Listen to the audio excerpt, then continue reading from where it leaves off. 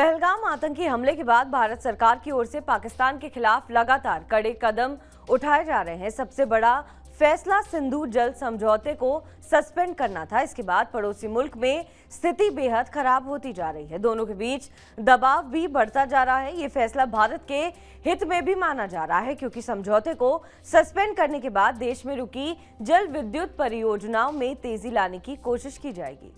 सिंधु जल समझौते को सस्पेंड करने के बाद से केंद्रीय गृह मंत्री अमित शाह और जल शक्ति मंत्री सीआर पाटिल की दो बड़ी बैठकें हो चुकी हैं। इसी हफ्ते गृह मंत्री अमित शाह के साथ एक और बड़ी बैठक होने की संभावना जताई जा रही है। इस हफ्ते होने वाली बैठक में कुछ अन्य जुड़े हुए अहम मंत्रालयों जैसे विदेश, ऊर्जा, कृषि मंत्रालयों के मंत्रियों और अधिकारियों के भी शामिल होने की संभावनाएं जताई जा रही हैं। सूत्रों के मुताबिक केंद्र की नरेंद्र मोदी सरकार ने जम्मू कश्मीर में उन जल विद्युत परियोजनाओं यानी हाइड्रो इलेक्ट्रिक प्रोजेक्ट्स का ब्यौरा मांगा था जो रुकी हुई थी, साथ ही जो सिंधु जल संधि के निलंबन से प्रभावित होंगी।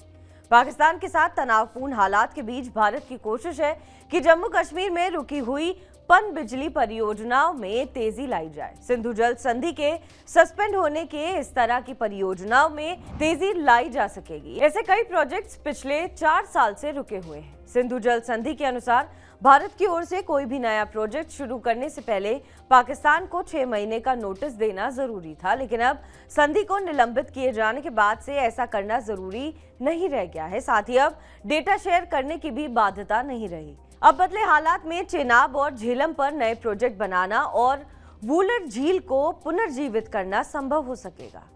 इस काम में सिंधु जल संधि ही आड़े आ रही थी। माना जा रहा है कि जम्मू कश्मीर में कम से कम 6 पन बिजली परियोजनाओं के काम में तेजी आने की उम्मीद है। ये पन बिजली परियोजनाएं हैं सावलकोट परियोजना जो चिनाब नदी पर बन रही है। इसी तरह जम्मू कश्मीर के रामबन और उधमपुर जिलों में प्रस्तावित पाकल दुल परियोजना के साथ साथ रतले, बरसर, किरू, किथोई और परियोजनाएं शामिल हैं।